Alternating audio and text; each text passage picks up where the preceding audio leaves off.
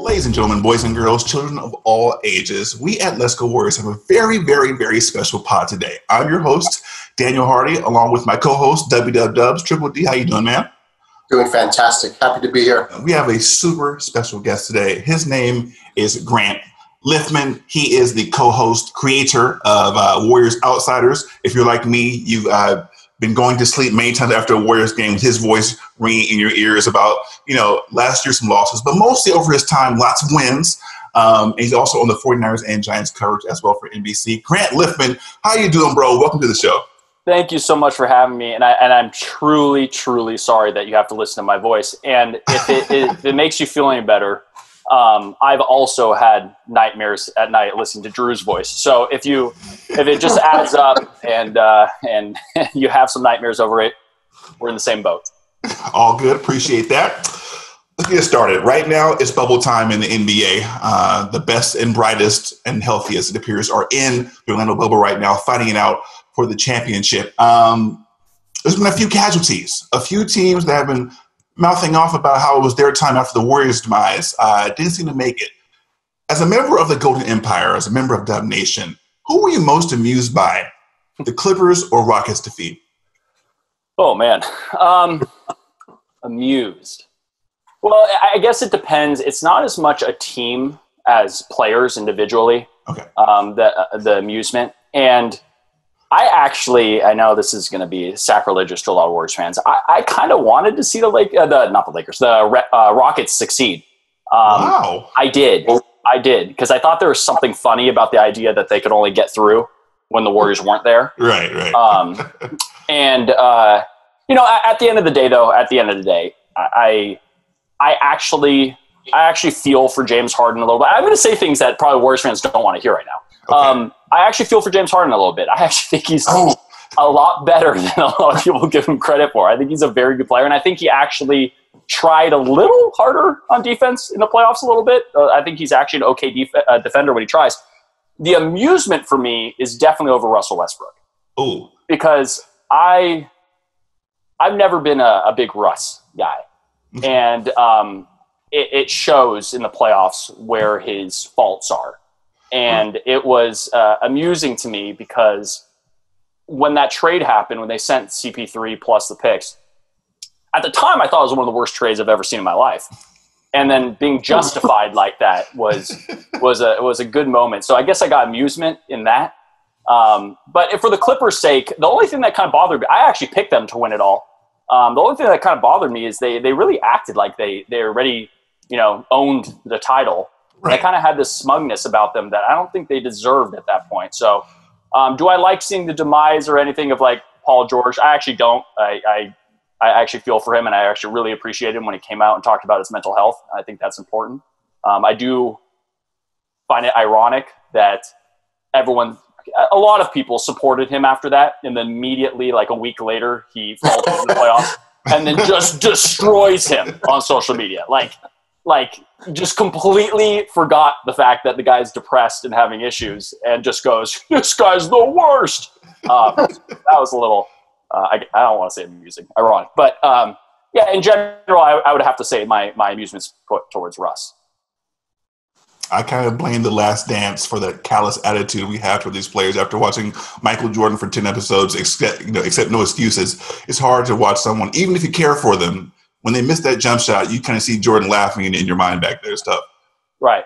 Absolutely. No, there's like an extra cutthroatness. Is that a word? No, it's probably not. A cutthroatedness to people after The Last Dance. They had this new idea of what the killer instinct needs to be.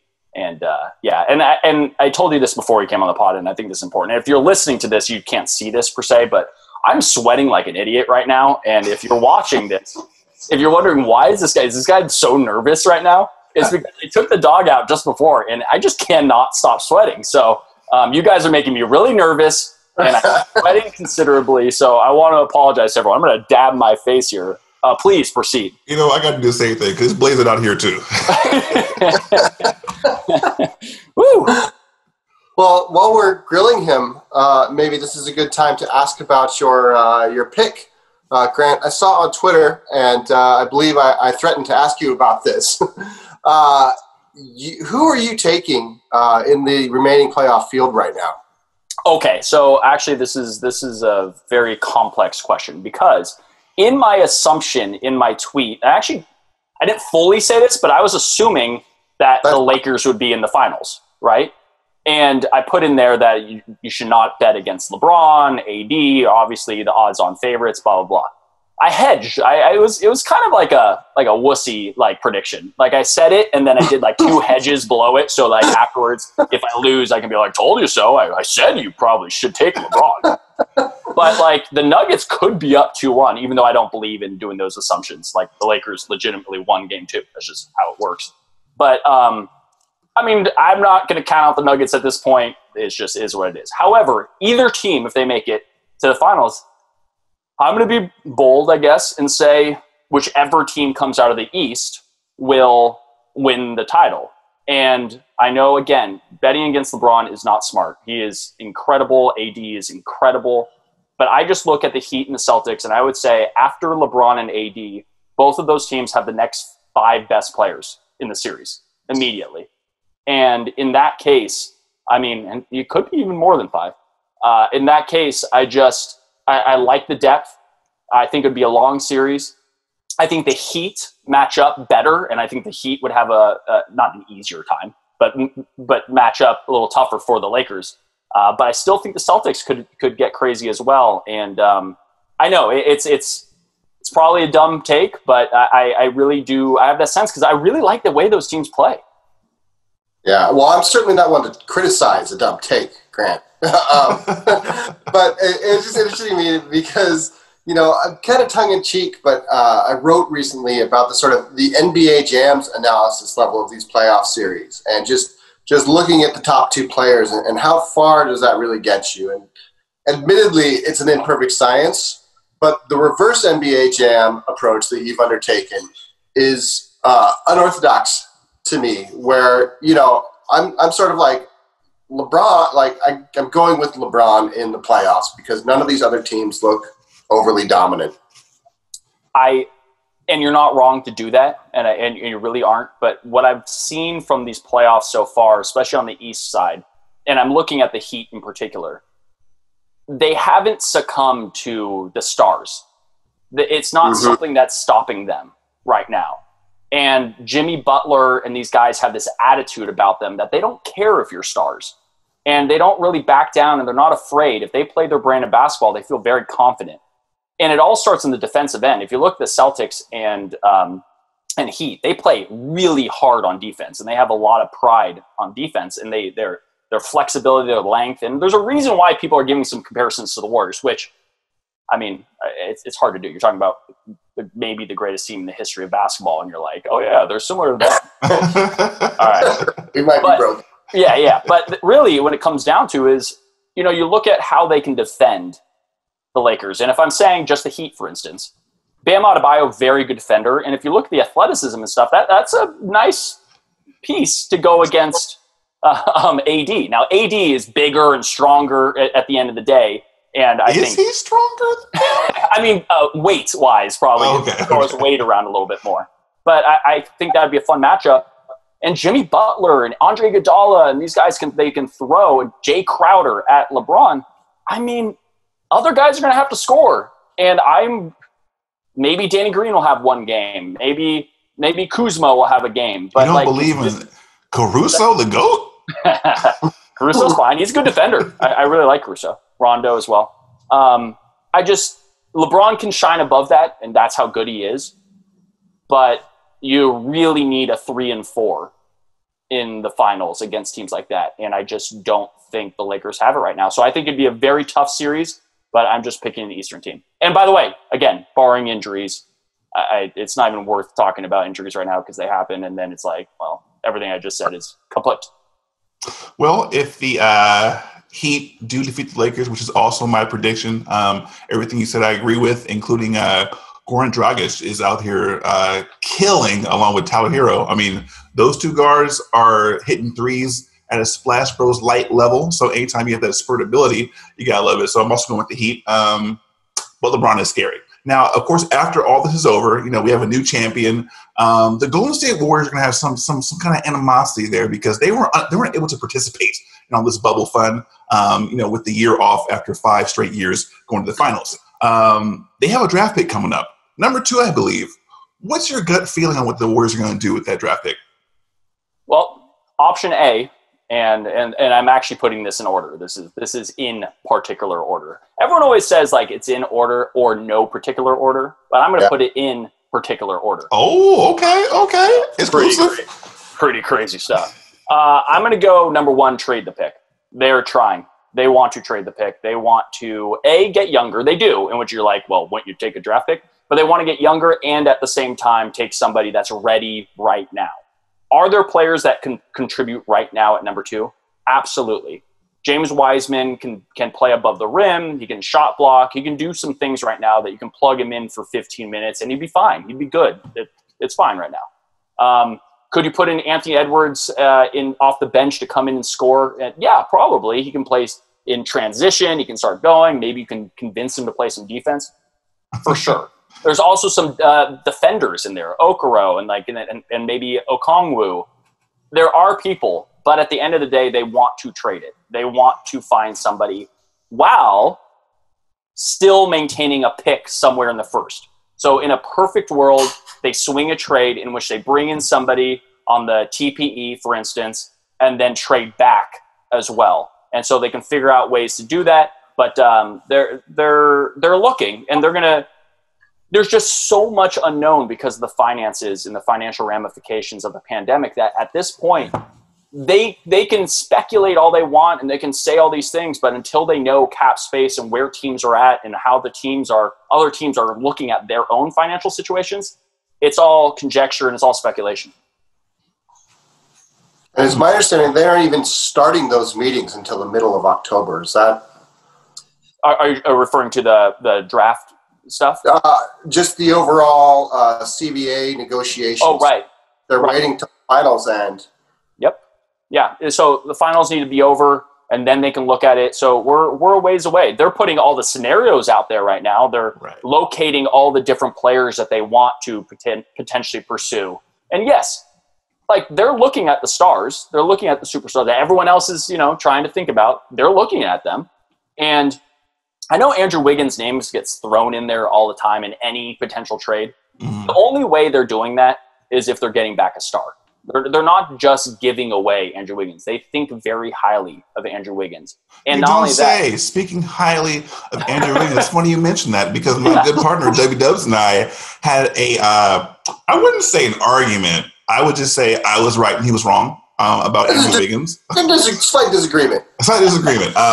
W, would you care to explain your point of view on Wiggs?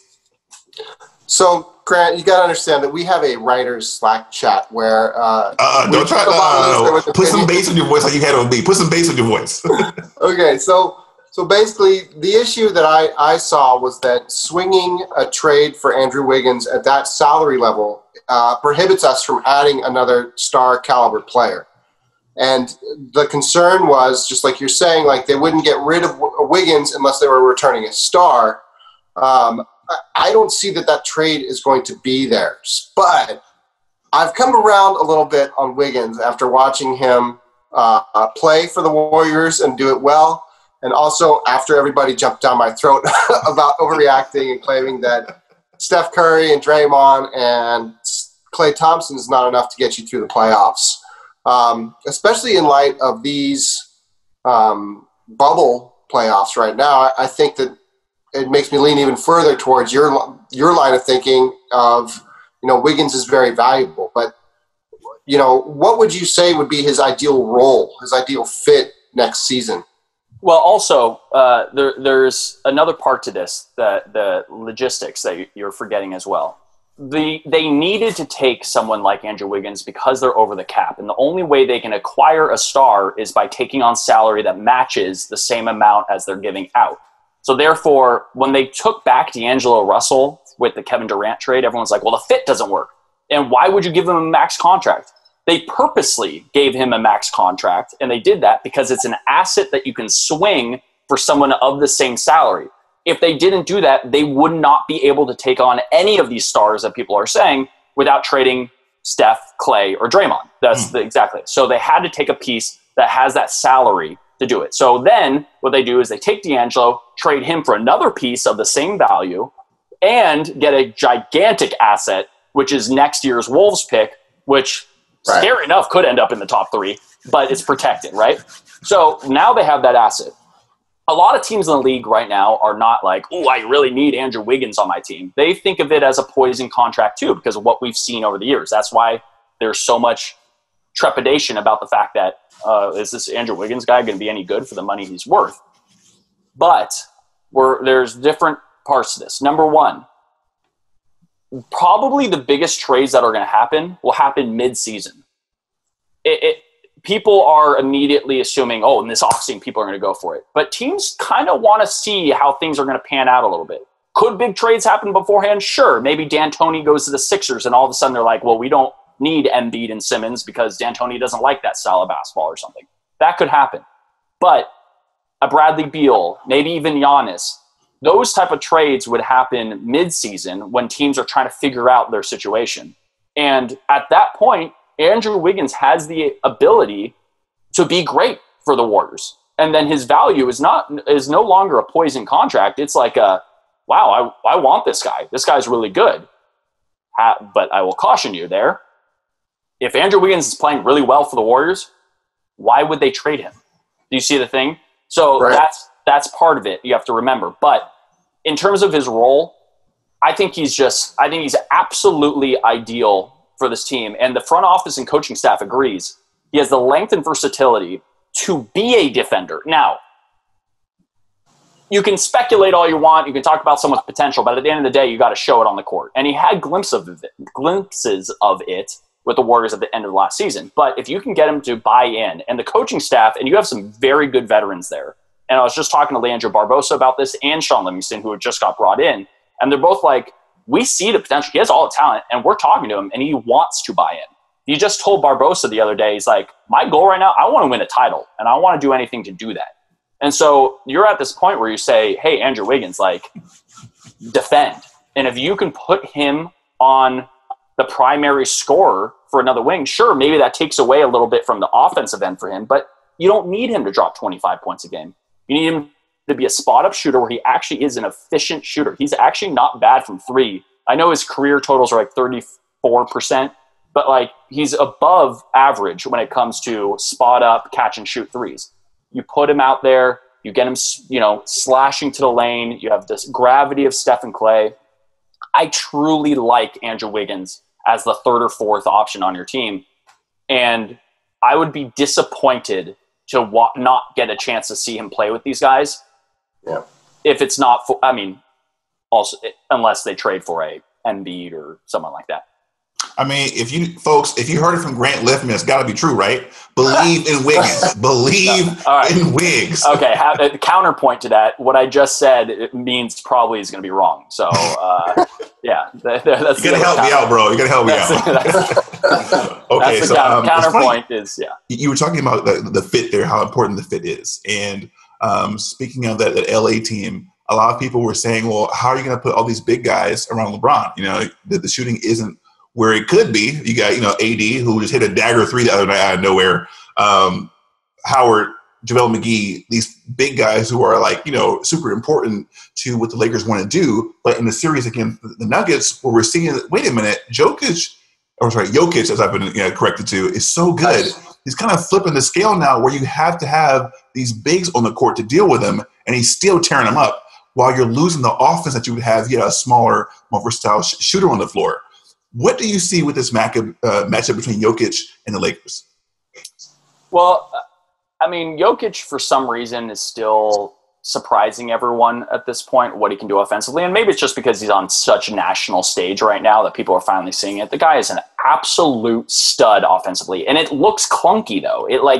He steps back with the wrong foot when he's shooting his fadeaways. They go about 40 feet in the air. They're like Omri Caspi's threes. And they're and you just, I don't think they ever touch net. Yeah, exactly. I don't think they even touch net. I think they go just straight through. And he's just an absolute monster. He's maybe one of the best passing big men And we're saying big men. And, a lot of times we're like, well, Bam Adebayo is an incredible passer. Well, he's 6'9". Jokic is a big man. And he's an incredible passer. He controls the offense. There's a reason why Jamal Murray and him had like the highest ratio of like plays just run between those two, because they can just pick and roll, and he's just perfect for it. Defensively, he gives up a lot though. And you have to look at both sides of the token when you see that, because I think he's a plus if you're looking at it on a scale, but it depends on the matchup sometimes. If this Nuggets team and Jokic faced the Warriors of a year ago, not this last, definitely not this last, of a year ago, yes, any team would have some trouble with them. But I'm just saying purely from a standpoint of personnel, that's a tough matchup for Jokic, because Draymond Green really got into him, really. And then you put him in a pick and roll situation and your team's nailing threes because he can't cover out there. It gets tricky. That's why at the end of the day, I would rather have Anthony Davis than Jokic. Ooh, I would. Really? Anthony Davis is incredible defender. Yep. Is he as refined on offense as Jokic? No. He's more, he still uses his athleticism a lot of times to score, even though he's just his jump shot. He's just, I think you have to use AD in a way that just, him with Steph Curry would just be stupid good. But most players, I guess, with Steph Curry would be stupid good. Us three with Steph Curry balling. Yeah. I love Jokic. I really, really, really enjoy watching him play. I actually probably enjoy watching him play more than AD. But at the end of the day, I look at both sides of the court and I look at what the Warriors did, and Anthony Davis is just – he's fantastic. He really, really is good. And, actually, I know this sounds silly. I actually don't love the pairing of him and LeBron as much as other people do. I think, it's kind of like me or him or me a lot of times, and I think they could flow a little better. But LeBron is arguably first or second best player of all time, so I'm not going to actually take anything away from him. But I still would take AD over Jokic. Mm-hmm. You're right, though. LeBron is sort of surprisingly hard to get guys to fit with. Like, he seems to be more of a hard edge to his game, where everyone else sort of has to mush in around the edges of his game. What do you tell Kevin Love? Fit in, don't fit out, baby. Yeah.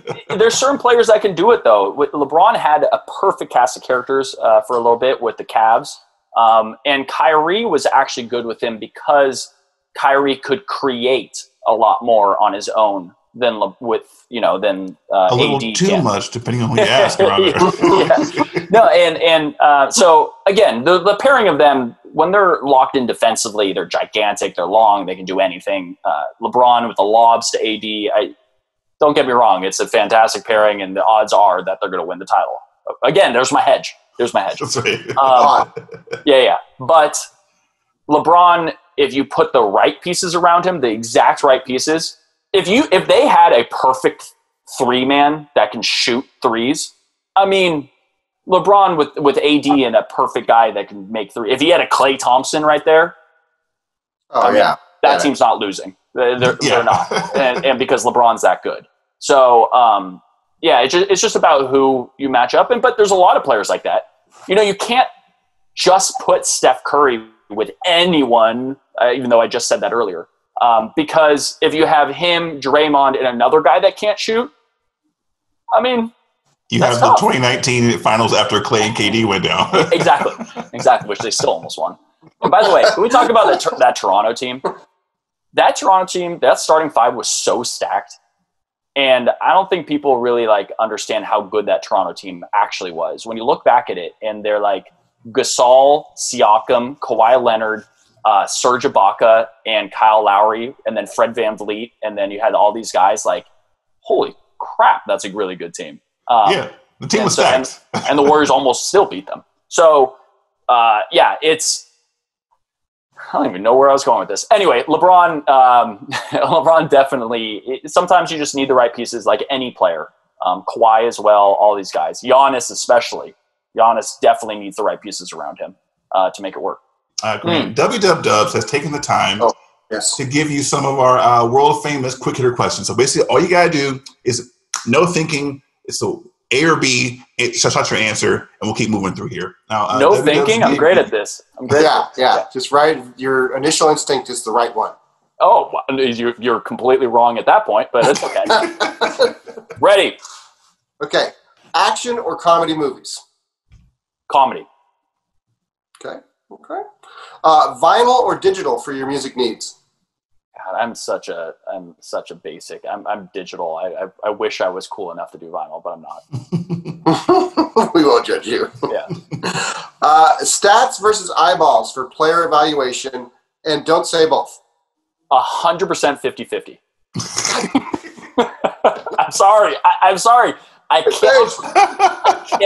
cannot preach it more. 50-50. It really bothers me when one person does 100% one or 100%. It crushes my soul. So I'm sorry. I'm not gonna fall into your trap. Okay, so maybe you're right that your first instinct was wrong, Grant. Okay, is a hot dog a sandwich? No. Fair enough. Dog walks. I know you're a fellow dog owner, sir. On the beach or in the hills?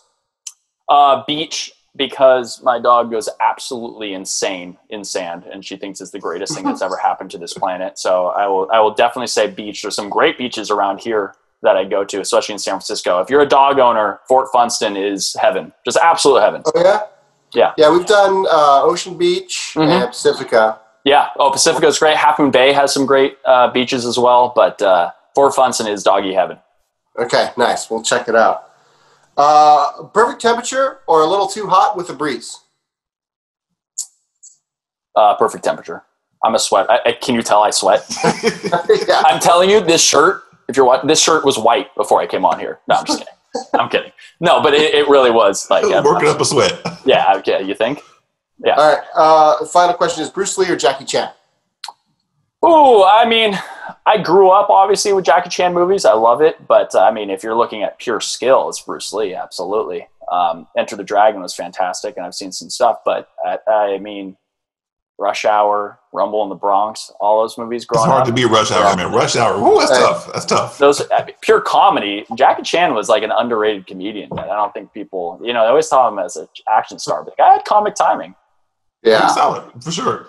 Yeah. Like the Charlie Chaplin of karate. Speaking of that, are you guys watching Cobra Kai? I know you are, W-Dubs. Oh, God, I loved it. Nope. Dude, you better check it out, bro. It's pretty intense. I mean, I will. You know what? I will. Now, once I'm done sweating, I'll take that. Hey, Grant, thank you for joining us today. You survived the sweat box over here at LZW. Appreciate it. Did you have a fun time? I had a great time. I wish I could be on with you longer. I apologize. I'm about to do a plug. I wasn't actually meaning to do a plug, but plug it. This is a Warrior show, but I'm actually going to head out soon to go film our new 49er show, Ask Papa, with Greg Papa. Hey, Warriors fans know Greg Papa. Oh, absolutely. Shout out to Greg Papa, the man himself. Yeah, so we do some 49er stuff. So I'm going to have to unfortunately skip out to do that. But I absolutely had a great time, and maybe if you guys are feeling generous, I'll come back sometime. Yeah, because we got to make sure all your predictions come true. So we got to bring you back on. Exactly. Yeah, you can make fun of me when everything I said was wrong. Thank you so much, Grant, and my homie W-Dubs. And as always, let's go Warriors.